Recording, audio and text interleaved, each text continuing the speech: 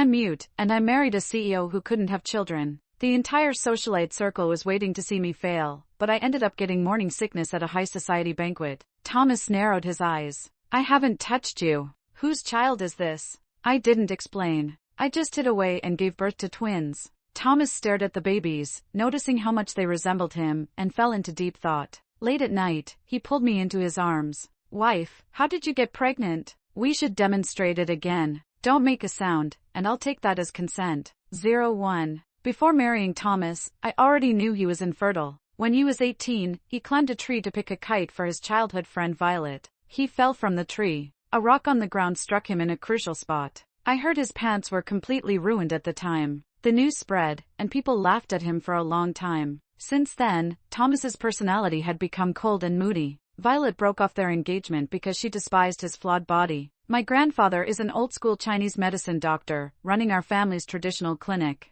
Thomas's grandfather was a VVIP client of my grandfather and they were close friends. By the time Thomas was 25, he still wasn't married. My grandfather pressured him, combining soft and hard tactics, forcing Thomas to marry me. Their family fortune is in the billions, and Thomas is the only son. My family, although skilled in traditional medicine, was nothing compared to his. Besides the mismatch in social standing, the biggest issue was that I was mute. The news that Thomas married a mute spread like wildfire. The whole high society circle was buzzing. Wow, even if the heir has issues, he comes from a wealthy family. He could marry anyone, yet he married a plain mute. I heard Thomas kept a cold face during the wedding. Clearly, he wasn't happy with this marriage arranged by his grandfather. The little mute married into a rich family, but being a wealthy socialite's wife isn't easy. 02. I knew Thomas didn't like me. I was very aware of that myself. After we married, I took the initiative to sleep in a separate room. We lived in the same villa, but we were more distant than strangers. Until one night, a year after our marriage, Thomas came home from an event. He had been drinking and caught in the rain. Late at night, he developed a high fever. I went to his room to take care of him. He was sleeping so deeply that he couldn't be woken. I checked his temperature, 39.5 degrees Celsius. No fever medicine could be given, so I had to cool him down physically. I unbuttoned his shirt. My eyes landed on his chiseled abs, and I swallowed nervously. Thomas had a face and body that were almost flawless. A perfect combination of looks and family background. If it weren't for that issue, he would never have been rejected by Violet, and I wouldn't have stood a chance. I prepared a basin of warm water and used a towel to wipe him down. After cleaning his upper body, I unbuckled his belt. Blushing, I wiped his lower body. Unexpectedly, he reacted. Apparently, he was quite gifted. At that moment, my mind was flooded with indulgent thoughts. I wanted to try the feverish Thomas. I also wanted to test if the herbal remedies I'd been making for him over the past year had worked. During our first year of marriage, we had treated each other with distant politeness. We hadn't shared a bed, let alone held hands. Now, asleep, he seemed vulnerable, stripped of his usual aloofness. I tossed the towel aside and carefully sat in his arms. 03. The pain came fast and went just as fast. 3 minutes later, it was over. The tear stains on my face hadn't even dried. It looked impressive, but completely useless. After a moment, fear hit me. What if he woke up and realized I had forced myself on him while he was asleep?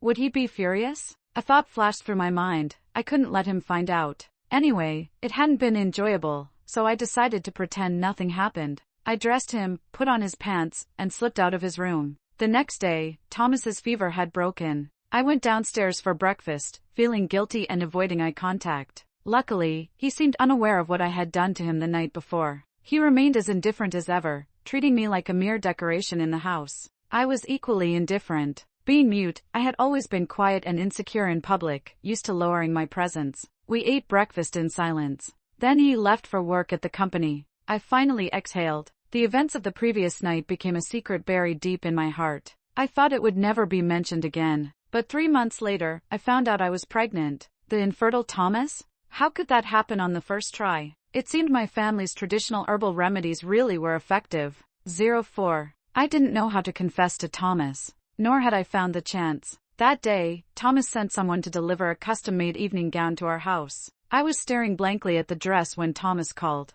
Got the dress? Try it on and see if it fits. Tonight, come with me to the banquet. He knew I couldn't speak, yet he still called to tell me this. I couldn't even refuse. In the year we'd been married, he had never brought me to a social event. Besides, I'd feel out of place in that kind of setting, and I didn't want to go. I was about to text him that I didn't want to go. Before I could even finish typing, he sent me a message. Grandfather specifically wants me to take you to the banquet. Get ready. Since he was using his grandfather as leverage, I had no choice but to go. I replied, okay. That night, at 8 p.m., the driver arrived. I was used to dressing simply, so wearing the high-fashion gown felt awkward. The moment I opened the car door, I thought I saw a flash of admiration in Thomas's eyes. Once inside, he noticed my nervousness. Casually, he said, "You look beautiful. Be confident." Even though I wasn't sure how sincere his praise was, I finally felt a little less self-conscious. It was my first time attending a high society gathering. I followed Thomas, and the moment we entered the hall, all eyes turned to me. My hearing is sharp, and I could faintly hear whispers. "Oh, so this is the heir's mute wife? She's not bad looking, but her poise and manners, lacking. Clearly someone who hasn't seen the world. Thomas actually brought her here. Doesn't he care about the embarrassment?" My palms grew sweaty, and I wanted to hide. Suddenly, Thomas held my hand tighter and whispered, "Don't be afraid. If anyone dares laugh at you, I'll just buy their company later." His words made me smile, and my posture became confident. He handed me a glass of apple juice. The smell triggered a sudden wave of nausea. I covered my mouth, barely suppressing the urge to vomit. 05. I hurried toward the restroom. Behind me, I heard someone whisper, "Oh, morning sickness? But Thomas can't have kids, right? How did she get pregnant?" Thomas's eyes darkened. In a cold tone, he scolded them, "What are you talking about? My wife just has an upset stomach." They immediately apologized. "We were just joking. Please don't take it seriously." When I came out of the restroom, I saw Thomas waiting in the hallway. "Since you're not feeling well, I'll take you home first. If you don't want to attend these kinds of banquets in the future, you can refuse." I nodded and followed him home. Thomas called the family doctor to check on me. I waved my hand to show I was fine. Back in my room, I noticed the pregnancy test was missing from the bathroom counter. I hurried downstairs to ask the housekeeper if she had seen it. On the spiral staircase, I ran into Thomas. In his hand was the pregnancy test. In the room, Thomas gave me a look and asked, "Lillian, you're pregnant?" I couldn't hide it anymore. I nodded. His expression darkened. "I haven't touched you. Whose child is this?" He hadn't touched me, but I had touched him. I stayed silent, unsure where to begin. I couldn't possibly confess that 3 months ago, when he had a high fever, I forced myself on him. It wasn't something to be proud of. I couldn't say it aloud. Besides, I hadn't had his consent. Even though we were legally married, I had gone against his will. It was my fault. A moment of weakness, desire taking over. I made a small hand gesture. "I'm sorry." His face darkened even further. Maybe he misunderstood, thinking I had another man. After a long pause, he asked, "Do you plan to keep this child?" I had already gone to the hospital. There were twins. The doctor said they were healthy. I nodded. "Yes, I plan to keep them." Thomas's eyes turned red, as if suppressing his anger. After a moment, he said coldly, "I respect your choice, but I'm not generous enough to let another man raise my children. I'll send you abroad to carry the pregnancy, and after the children are born, we'll divorce." 06. He mentioned divorce. Maybe it wasn't just because he thought I was carrying someone else's child. He had never liked me, nor was he satisfied with the marriage arranged by his grandfather. The pregnancy gave him a reason to file for divorce. I collected my thoughts and nodded. If he insisted on divorce, I could let him go. A flicker of disappointment crossed Thomas's eyes. "I'll keep this from my grandfather for now. We'll say you're going abroad for vocal therapy." I gestured okay to him. He got up and left my room. Thomas kept my pregnancy a secret. He sent me abroad and arranged a villa for me. Besides 3 housekeepers, there was a driver and 2 doctors. One doctor handled my pregnancy, and the other helped with my vocal therapy. He even gave me a card with unlimited spending. It was clear he cared for me. Even thinking I had another man's child, he still took care of me. Perhaps because he didn't love me, he could be so generous.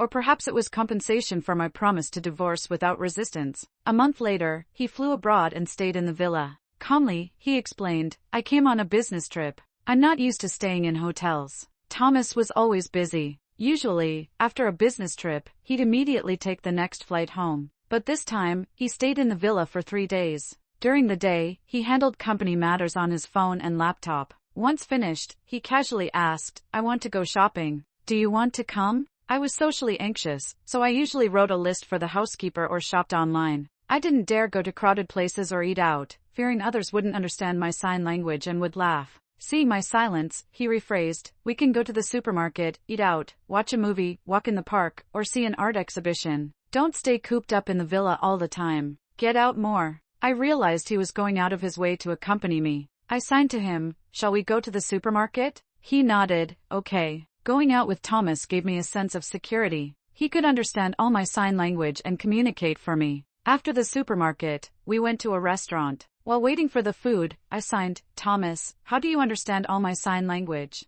He handed me juice, because I learned it. No wonder he was so good at it. I sipped my favorite flavor of juice. When did you learn it? He gazed at me, 5 years ago. 07. I remembered the first time we met. It was 5 years ago. I went to the aquarium alone. That aquarium was absurdly huge, packed with people, and the signs were incomplete. I wandered until I was exhausted, yet I couldn't find the exit. When I finally gathered the courage to use sign language to ask for help, a few bystanders started laughing. Are you mute? What's a mute person doing here alone? Are you directing traffic? That's hilarious. Not everyone understands sign language, you know. Next time, just tape a sign to your forehead that says mute. The little mute's pretty cute though. Call me Big Brother, and I'll show you the way. I lowered my hands, holding back tears, and turned to flee from the crowd. Thomas pushed his way through and stopped me. You can't find the exit, right? I'll take you there. At that moment, I remembered the kind stranger who helped me. He walked me all the way to the exit and watched until I got into a taxi. A year and a half ago, the old man said he wanted to introduce his grandson to me. I wasn't interested in marrying into a wealthy family at all. But when I saw Thomas, I recognized him immediately, the boy who had once shown me the way. So, I agreed to the marriage. I didn't know if Thomas remembered me. He never mentioned it after we got married. He probably forgot, it had been years, after all. But now, he mentioned that he had learned sign language 5 years ago. Was that just a coincidence? 08. After Thomas returned to the country, he flew abroad again a month later. When he appeared at the villa, I signed, here for work again? You don't like hotels? He nodded. Yeah, I didn't expose his lie. Before he came, I had already heard from his grandfather that Thomas would spend the weekend with me. That weekend, he took me to the aquarium. There weren't many people there, but he still held my hand tightly, as if afraid I'd get lost. When we passed the exit, he pointed at the sign and said, here's the exit. Remember it. I froze for a second. So, he did remember our first meeting. I went to the restroom, and he waited outside. When I came out, I saw him talking to a woman from afar.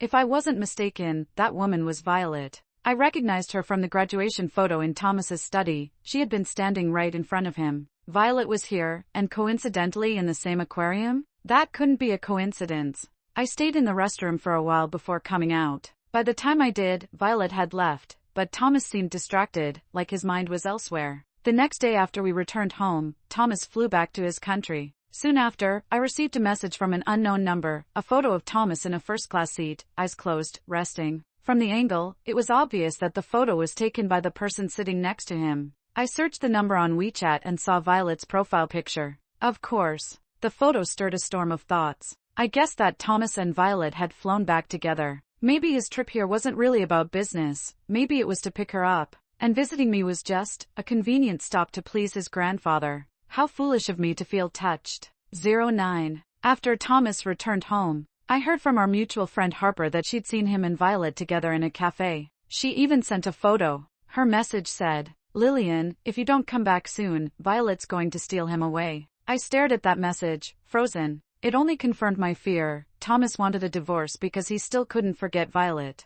They had a history. If Violet truly wanted to win him back, I didn't stand a chance. When I was 8 months pregnant, Thomas came to visit again. One evening, while we were walking in the garden, he stopped and asked, Lillian, tell me honestly, who's the father of the child? I signed teasingly, the father is you. He gave a dry laugh. What, did I get you pregnant through telepathy? For a brief moment, I wanted to confess everything, but I held back. If he knew that I had taken advantage of him while he was unconscious that night, he'd despise me. I didn't want him to look at me with disgust. The next day, he took me shopping for baby clothes and supplies. He was so serious, carefully picking out every little item. Watching him, that urge to tell the truth welled up again. But just as I was about to sign, his phone rang. Out of the corner of my eye, I saw the caller ID, Violet. He stepped aside to take the call. From a distance, I could see the tension in his expression, his lips pressed tight. It looked like they were arguing. And that, even their quarrels, was something I couldn't have with him. My treatment for my voice hadn't gone well. The doctor said recovery would take a long time. Thomas wanted a healthy partner, someone who could speak, laugh, tease him, even argue with him. I couldn't give him that. And that insecurity crushed what little courage I had left. When he hung up and came back, he asked, "What were you about to say just now?" I shook my head and signed, "Nothing." He paid for the baby items. The whole time, I avoided his gaze. When he spoke, I just nodded or shook my head faintly. I didn't even bother to sign back. At home, I went straight to my room and locked the door. The image of him talking to Violet replayed in my head, and my chest ached. A few moments later, he knocked. "Lillian, open the door." I opened it and signed, "What is it?" He looked into my eyes. "You've been crying." I waved my hand. "No." He pressed on, "That call upset you, didn't it?" I signed again, "I'm fine. Just tired." He shook his head. "No. You're upset. It's okay to show it. Don't bottle it up. Don't shut me out. Words aren't the only way to express things. There are other ways." He then unlocked his phone, opened the call log, and tapped on Violet's new number. The screen popped up, "Add to block list." He took my hand and placed it over the screen. "Will you do it for me?" And then I understood. He wasn't testing me, he was teaching me that when I'm jealous or hurt, I don't have to hide it. I pressed block. It turned out Violet's old number had already been blocked long ago. This was her new one. After blocking it myself, a strange peace settled over me. Thomas pulled me into his arms and said softly, "If I ever upset you again, just bite me, okay? Let me know how you feel." He had once said we'd divorce after I gave birth, but lately, everything he did contradicted that. He was acting like a man who wanted to stay. For a moment, I just wanted to hold him. So I did. He smiled faintly and brushed his hand down my back. "If you can't use words," he whispered, "then use touch. Show me what you feel." All right. Lesson learned. 10. In the blink of an eye, it was the day the babies decided to arrive. Thomas got the news, cancelled all his work, booked the next flight, and flew over. At the hospital, I safely gave birth to a pair of twins, a boy and a girl. The babies were so small that it was impossible to tell who they resembled. I took out a pre-prepared divorce agreement and handed it to Thomas. Deep down, I didn't really want a divorce. The document was just to gauge his reaction. The agreement stated that I would voluntarily give up all my property. I signed a long string of words in sign language. "You said once I gave birth, we'd get divorced." I drafted the agreement. "If you think it's fine, sign it." He read it, his eyes slightly red. "You want a divorce before your confinement period is even over? Can't the father of the children wait?" I shook my hands. "It's not about the father. I just want to give you freedom. You deserve someone better." Unexpectedly, he tore the agreement into pieces. "Sincerely," he said, "we're not divorcing." "Not divorcing?" He continued. "You want me to let that other man have you?" "No way. I've thought about it. Since I can't have children myself, I'd have to adopt eventually. Instead of raising someone else's child, I'll raise yours." I froze in place. Wasn't it him, months ago, who said when he first heard I was pregnant, "I'm not that generous to raise another man's child"? How had he convinced himself in these past few months? Seeing me silent, his tone turned teasing. "So, that other man is waiting for me to step aside? He hasn't even come to see you while you're pregnant, clearly a worthless man. Is he worth you giving up your life now? As for the past, I can forgive. I can recognize these two kids as mine and treat them as my own. But from now on, you'll live with me properly. No more chasing other men." I said nothing, yet he kept talking. Seeing I still didn't respond, his gaze softened, trying to read my mind. In a low voice, "I've been taking care of my health, eating herbal medicine daily. If it doesn't work, I'll buy, for you." I almost laughed. What exactly was he thinking about? Was his refusal to divorce because of pressure from his grandfather? I signed, "Okay, we won't divorce. But my recovery is slow. I won't be able to speak for now, don't resent me." He honestly replied, "I never resented you. I have flaws too, don't resent me either." He still didn't know that his fertility had already returned. The twins were healthy, and it only took one try. His fertility was truly strong. I nodded, signing, "I don't resent you. We don't resent each other." Thomas's ears turned red, and he hesitated. "Lillian, actually, I waited for him to continue. Never mind, rest during your confinement. We'll talk later." 11. After finishing my confinement abroad, Thomas brought me home. He told his grandfather the twins were adopted. Surprisingly, the old man said nothing, only sighed. "Well, our family line can't end. Adopted children are still children." He even comforted himself. "I've become a great-grandfather, how delightful." Thomas's generosity seemed inherited. The grandfather personally named the twins. The boy, Ryan, nickname Owen. The girl, Clara, nickname Luna. He shared the news with my grandfather. You're a great-grandfather. Lillian and Thomas adopted twins. My grandfather laughed. I heard from Lillian, this calls for a celebration. They drank a pot of health tonic in celebration. The old man adored Owen and Luna. He took them to the old residence, hiring 4 nannies to care for them. I started working at my grandfather's traditional medicine clinic, temporarily handling prescriptions, a perfect job for someone who couldn't speak. Thomas picked me up at 5 every afternoon, and we went together to see Owen and Luna. On weekends, the twins stayed with us. I brought back lots of medicinal soups from the clinic, preparing them daily for Thomas. He cooperated fully, always finishing every drop. One night, I went downstairs for water. Thomas was in the kitchen. After drinking, as I was about to go upstairs, he hugged me tightly, meaningfully saying, "Wife, sleeping in separate rooms affects our relationship." I had suggested separate rooms after marriage. He wanted us to sleep together to build intimacy? I wasn't ready. He saw my hesitation and didn't press too hard. Yet, he didn't let go either. He kissed me gently, like handling fragile treasure. The kiss deepened, and the fluttering in my heart grew like wild vines, entwining our hearts and blooming in hidden corners. After a while, he even got a nosebleed. I turned on the light and helped him wipe it. Apparently, the medicinal soup dosage needed slight reduction. Too much could oversupplement. Thomas went to take a cold shower. The next morning, I saw him tossing sheets into the washing machine. Normally, the nannies would do this.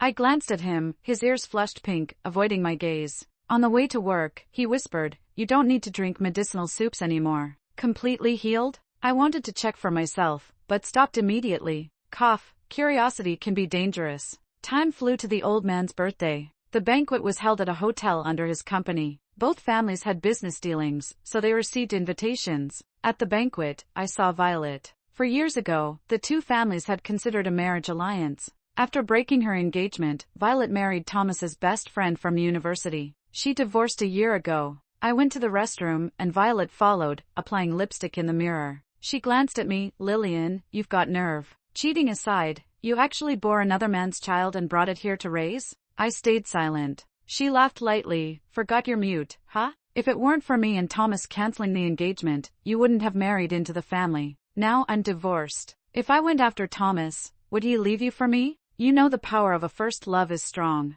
I ignored her. After finishing in the restroom, I noticed she was still at the sink. "Lillian, though I'm divorced, at least I'm whole. Not like you, can't even talk. Must be hard for Thomas, living with someone like you. He hates silent treatment. When I ignored him for more than 3 hours during fights, he'd crack. He'd only stop once I was appeased. Living with a mute forever? He'd go crazy. Thomas had told me not to give him the silent treatment. It wasn't just a casual remark. I typed a note on my phone and waved it in front of Violet. "Done talking? You look ridiculous jumping like that." Violet widened her eyes. "You dare mock me? Fine. Wait and see. I'll make you lose face in front of the old man." She walked away with a flourish. 12. When I came out of the restroom, I saw Thomas standing in the hallway waiting for me. I walked over, and he reached out his hand, asking, "I saw Violet come out just now. What did she say to you?" I took out my phone and played the recording I had made. It started from her words, "Forgot you're mute, can't speak." Then continued, "If I and Thomas hadn't called off our engagement, you wouldn't have married into the family."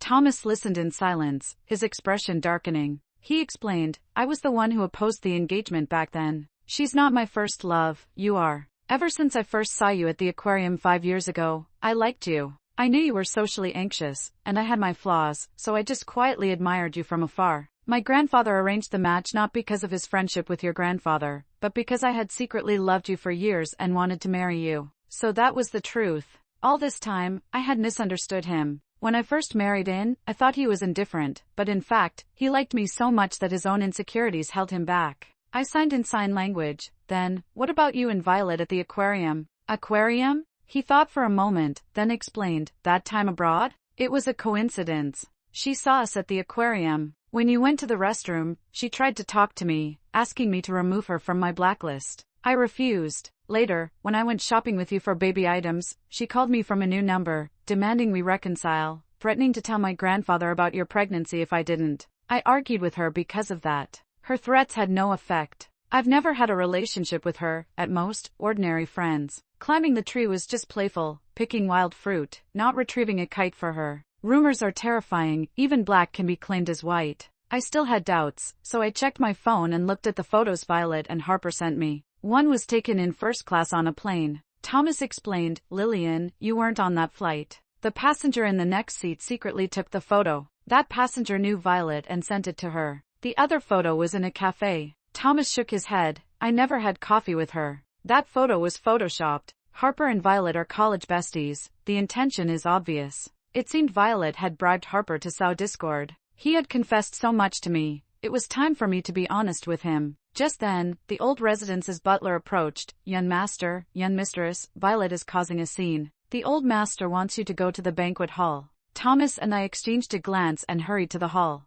13. It turned out Violet had brought a stack of secretly taken photos. They showed me abroad, visibly pregnant. She told the old master while Thomas and I were away. "Grandfather," Lillian lied. "These children aren't adopted with Thomas. They are hers with another man. You've all been deceived." Everyone gasped. "No way. That's shocking?" No wonder Lillian disappeared for so long. She went abroad to have a child. She has nerve, giving another man's child for them to raise. Thomas is so generous, helping raise another man's child. The old master scowled and scolded. "What other man? These children are Thomas and Lillian's. Thomas's condition has long been cured." Violet shook her head. "Impossible. Didn't the doctor say he could never have his own children?" Her mother tried to cover Violet's mouth and signaled her to stop. "Violet, quiet. Don't speak." Violet defied her, shouting, "Grandfather, even if you support Lillian, there must be limits. With so much inheritance, how can she just assign heirs like this?" Smack! Her father slapped her across the face, shouting, "Shut up." He apologized to the old master. "My daughter's out of control. I'll take her home and discipline her. Don't take it to heart." The old master said coldly, "Violet, from now on, our families are no longer partners but competitors. Guards, throw them all out." The bodyguards dragged Violet and her party out of the hotel. Violet never expected the old master to defend me unconditionally. Thomas and I arrived late. I was about to explain when the old master announced loudly, "These children are Thomas and Lillian's. Thomas's health has recovered. Anyone who gossips again is our enemy." No one dared speak. The old master took out an imperial green jade bracelet and had Thomas put it on me. Finally, everyone believed his words. "That bracelet is priceless, a family heirloom for the lady of the house. If the children weren't Thomas's, would he have given it to Lillian?" My grandfather pulled me aside. "Before the banquet, I told him the children are yours and Thomas's. In fact, after returning, he had guessed the twins were mine. He asked who the father was. I said Thomas. He sighed with relief and didn't press for details. No wonder the old master could confidently claim Thomas's health had recovered. Now, only Thomas was in the dark. He thought the old master's words were just to maintain his dignity in public. I planned to find the right moment to finally be honest with him. 14. Violet was no longer a wealthy heiress. She became an escort to make quick money, and later, when the police cracked down on the industry, she was caught. Her scandal made the news, destroying her reputation. Owen and Luna gradually grew up. Luna resembled me, while Owen increasingly looked like Thomas. The old master often took out photos of Thomas as a child to compare with Owen, laughing uncontrollably. "Ahaha, it's like they were cast from the same mold." Thomas also noticed the resemblance and was utterly puzzled. One night, after his shower, he came into my room. "Wife, are Owen and Luna really my children?" I nodded. Thomas was ecstatic, words caught in his throat, "But we never." I blushed and pointed to the bathroom, making an excuse to leave. "The water's ready. I'll take a shower first." Even though I had prepared myself mentally, I still couldn't bring myself to speak. When I finished my shower and came out, Thomas hadn't left. He was lying on my bed, the top 3 buttons of his shirt undone. "Wife, I'm sleeping in your room tonight." Now that he knew I was his true love, this marriage had been a long-planned conquest. What reason did we have to sleep apart? I climbed into bed, snuggling into the covers. He wrapped me in his arms, inhaling my scent. "Wife, you smell so good." I felt my ears warm but didn't shy away. I let him hold me. Gradually, he grew bolder, kissing me carefully at first, then with increasing urgency as I didn't resist. Step by step, he conquered me. "Wife, how was the baby conceived?" "Let's demonstrate it again." "No sound means you agree." I'm mute. How could I make a sound? But Thomas had told me that if I couldn't express myself with words, I could use my body. I looped my arms around his neck, telling him with my body language that I was willing. He asked in a low, husky voice, "Last time, did you take the initiative while I was feverish and unconscious?" I silenced him with a kiss, not allowing him to continue. My initiative sparked a fire in him. His previously restrained tenderness gave way to a surge of possessiveness. He kissed me deeply, almost as if he wanted to merge me into his very bones. Outside, the moonlight gradually faded. By the time morning light filtered through the curtains, my whole body was sore and weak. I didn't even have the strength to lift a hand. He, however, was still full of energy, already planning the next round of intimacy. That night had completely overturned my previous perceptions, and the outcome was very satisfying. Thomas later told me that even when he was feverish and unconscious, he had felt something. He also said he often dreamed of me, which was why he thought it was a dream and didn't realize it had truly happened. From then on, I actively worked on my vocal therapy. The doctor designed a 2-year plan for me to speak again, and I eagerly awaited that day. Since Thomas had taken the first step, he wanted more. Every day after I returned from work at the traditional medicine clinic, I had to overtime at his place. At night, he held me, "Wife, do for me what you did last time," again. I blushed recalling it, shaking my head with a gesture. "No, I'm tired from work today." He thoughtfully said, "Then lie down. I'll massage your shoulders." I rested my head on the pillow as he massaged my shoulders. I felt so comfortable I nearly fell asleep. Seeing him work so carefully and earnestly, I realized I wasn't actually that tired. Even without much effort, it was still okay. The next moment, he stopped, turned me over, and asked with surprise, "Wife, did you just speak?" Did I speak? No. Thomas's gaze deepened as if he realized I hadn't said a word. In the darkness, the moonlight illuminated my face. Thomas mischievously increased the pressure while watching my reaction, as if seeking a response from me. My eyes welled up, silent like a trapped beast, tears streaming without a sound. He paused and kissed away my tears. "What's wrong? You don't like it?" "No, I liked it, deeply. I liked it so much that I couldn't stop the tears." He smiled faintly at the corner of his lips and leaned close to whisper in my ear, "Wife, I heard your heart. You said, you like it very much."